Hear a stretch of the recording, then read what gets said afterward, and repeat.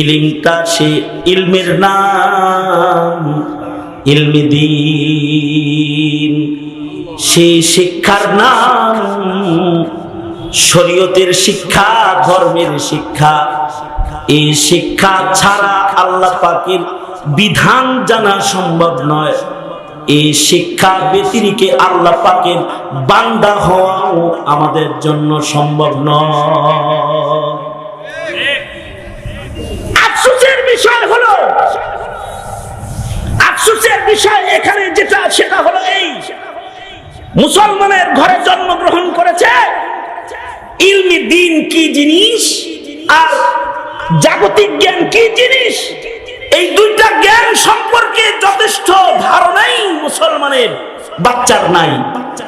সঙ্গত কারণে ইলমি দ্বীনের কদর করা, সম্মান করার শক্তি সামর্থ্য তার পয়দা